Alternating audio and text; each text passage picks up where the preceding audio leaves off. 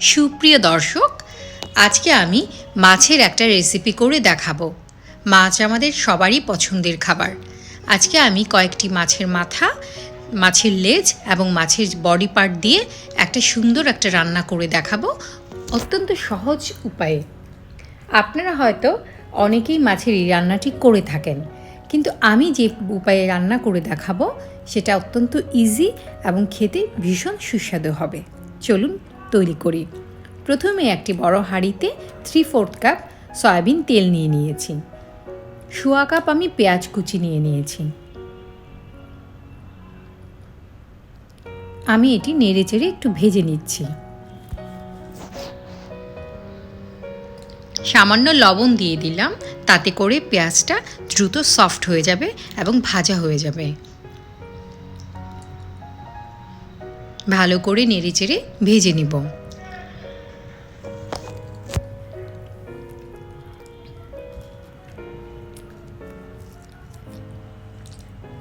পেঁয়াজটা অনেকটাই সফট হয়ে গেছে এবং হালকা কালার চলে এসছে। এই পর্যায়ে চুলার আঁচ কম থাকবে। আমি 1 চা চামচ হলুদ গুঁড়া দিয়ে দিচ্ছি। লাল মরিচের গুঁড়া 1.5 টেবিল চামচ দিয়ে দিলাম। চুলার আঁচটা অনেক কম, অন্যথায় মশলা পুড়ে যাবে। আমি একটু ভেজে নিচ্ছি, তাতে করে কালারটা অনেক সুন্দর আসবে। এবার আমি একটু গরম পানি দিয়ে নেড়েচেড়ে কষে নিচ্ছি। গরম পানি দিলে তরকারির রং অনেক সুন্দর হয়। আপনারা চেষ্টা করবেন গরম পানি ব্যবহার করতে। ভালো করে নেড়েচেড়ে কষে নিলে তরকারির রংটাও সুন্দর হবে, মশলার ঘ্রাণটাও থাকবে না।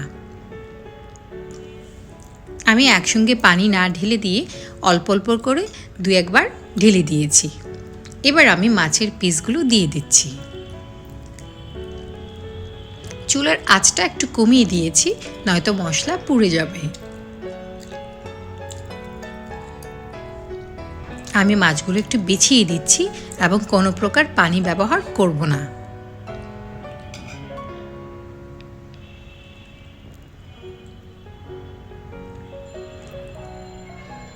এইভাবে রান্না করলে মাছে কোনো গন্ধ থাকবে না এবং সবাই আপনারা খেতে পারবেন।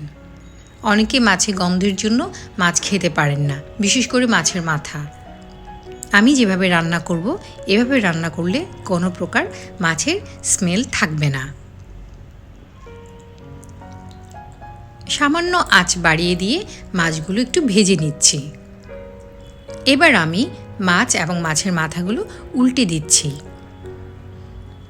আমি এখানে একটি বড় সাইজের মাথা সহ টোটাল 5টি মাথা ব্যবহার করেছি এবং বেশ কয়েকটি মাছের টুকরো এবং লেজ ব্যবহার করেছি। উল্টে দিয়ে এই পিঠটাও আর একটু ভেজে নিচ্ছি। মশলার সঙ্গে এভাবে একটু ভেজে নিলে তরকারির টেস্টটা অনেক ভালো হবে।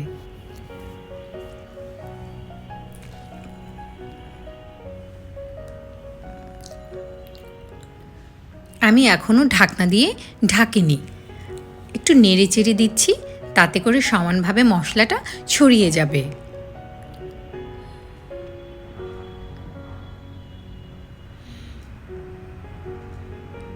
এবার আমি ঢাকনা দিয়ে ঢেকে আর একটু কষিয়ে নিব।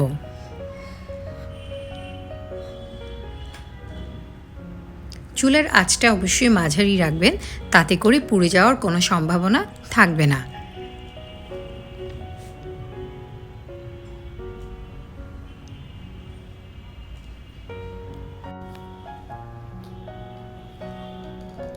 মাছ থেকে একটু পানি বের হবে এবং মাছটা সুন্দর কষে যাবে।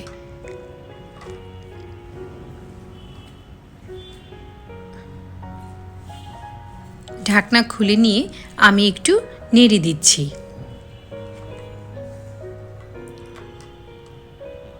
আবারও ঢাকনা দিয়ে ঢেকে দিলাম। কিছুক্ষণ পর আবার ঢাকনা খুলে আমি অল্প পানি ঢেলে দিলাম। আমি গরম পানি ব্যবহার করছি, এই পানিতেই মাছটা সেদ্ধ হবে। যেহেতু এই মাথাটাও অনেক বড় সাইজের, তাই একটা পরিমাণ মতো আমরা পানি দিয়ে দেব। নেড়েচেড়ে মশলাটা ভালো করে মিশিয়ে নিচ্ছি।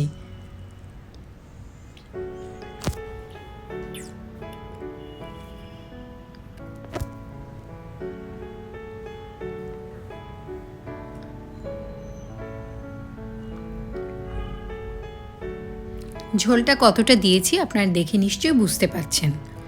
এই ঝোলেই মাছগুলো সেদ্ধ হয়ে যাবে।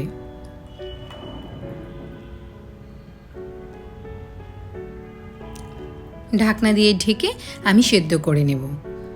মাঝারি আঁচে আপনারা এটা রান্না করবেন, অন্যথায় ঝোল শেষ হয়ে যাবে কিন্তু ভালো করে সেদ্ধ হবে না। একটু নেড়ে চেড়ে দিব।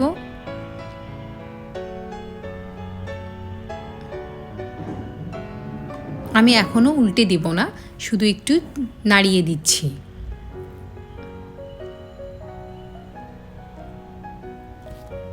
পুরো রান্নাটাই ঢেকে ঢেকে করতে হবে, মাঝে মধ্যে ঢাকনা খুলে শুধু একটু নেড়ে দিব। কিছুক্ষণ পর আমি ঢাকনা খুলে মাছের মাথাগুলো উল্টে দিব।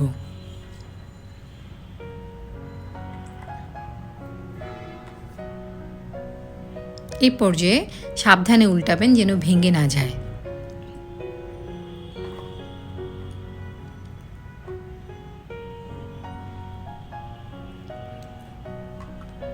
চুলার আঁচটা বাড়িয়ে দিলে আপনাকে বেশি পানি দিতে হবে, তাতে করে টেস্টটা কম হবে।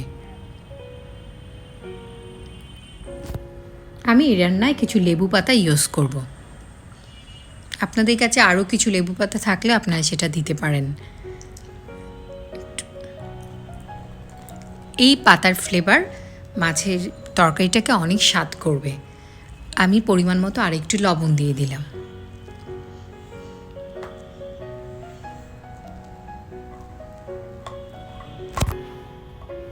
কয়েকটি কাঁচামরিচ আমি চিড়ে দিয়ে দিয়েছি।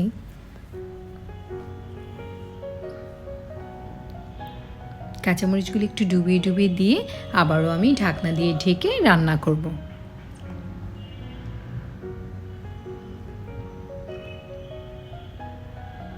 এভাবে কিছুক্ষণ রান্না করার পর ঢাকনা খুলে নিব। ঝোল অনেকটাই কমিয়ে এসছে এবং মাছ এবং মাথাগুলো সেদ্ধ হয়ে যাচ্ছে। এ পর্যায়ে আমি 1.5 টেবিল চামচ জিরা গুঁড়া দিয়ে দিলাম। জিরাটা আমি হালকা ভেজে গুঁড়ো করে নিয়েছি, তাতে তরকারির টেস্ট অনেক ভালো থাকে। আস্তে আস্তে করে মিশিয়ে দিচ্ছি। আপনি চাইলে আর একটু আগেও জিরে গুঁড়োটা দিতে পারেন। আমি একটু শেষের দিকে দিয়েছি যাতে ফ্লেভারটা অনেক বেশি অটুট থাকে।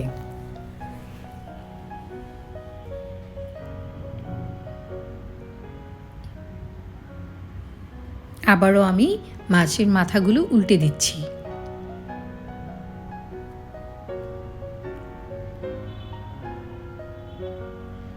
মাথাগুলো অনেক নরম হয়ে গেছে, তা একটু সাবধানে উল্টাতে হবে।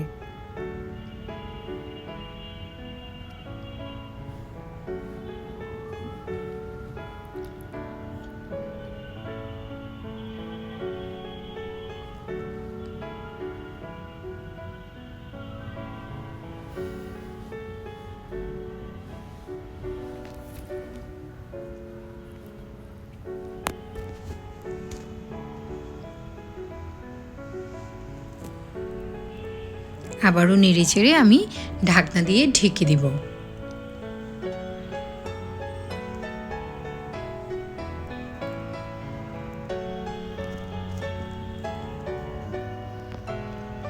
এভাবে রান্না করলে ছোট বড় সবাই মাছ খেতে চাইবে।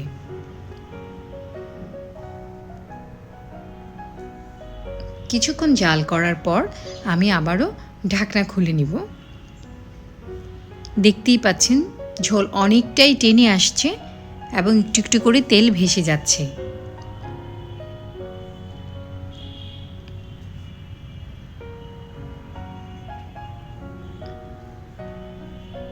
আমি একটু একটু করে নেড়ে দিচ্ছি। এবার আমি মাথাগুলো ভেঙে দেব। মাথা মাছ পুরো অংশটাকেই আমি ভেঙে নিব। আমি আগে ভাঙিনি, ভালো করে আমি সেদ্ধ করে নিয়েছি। আপনারা যদি মাছের মাথা আগে ভেঙে ফেলেন কিংবা মাছগুলো যদি আগে ভেঙে ফেলেন তাহলে এই টেস্টটা আসবে না। ভালো করে সেদ্ধ হলে তারপর যদি শেষের দিকে আপনারা মাথাটা ভাঙেন এবং একটা মুড়িঘণ্ট তৈরি করেন, তাহলে এটা খেতে অসাধারণ হবে। আপনারা বানালেই সেটা বুঝতে পারবেন। নেড়ে চেড়ে এভাবে মুড়িঘণ্ট ভেজে নিব, তাতে এর টেস্টটা অনেক ভালো হবে।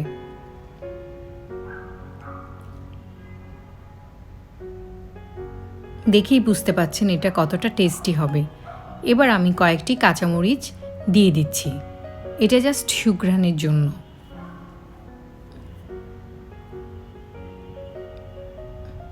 একটু নেড়ে চেড়ে চুলাটা বন্ধ করে দিব।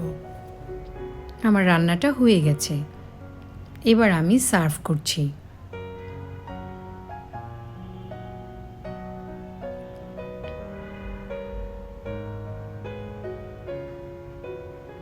আমি খুব বেশি তেল ব্যবহার করিনি, আপনারা দেখে নিশ্চয়ই বুঝতে পারছেন।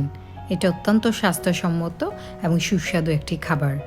আমার আজকের রেসিপি যদি আপনাদের ভালো লাগে, আপনাদের উপকারে আসে, আমার চ্যানেলটা সাবস্ক্রাইব করবেন আশা করি। লাইক, শেয়ার, কমেন্ট করে আমাকে সাপোর্ট করবেন। আর বেল আইকন ক্লিক করে রাখবেন, তাতে করে আমার ভিডিওগুলো সবার আগে আপনি পেয়ে যাবেন। আশা করি আপনি এটা রান্না করবেন এবং এর ফিডব্যাক আমাকে জানাবেন।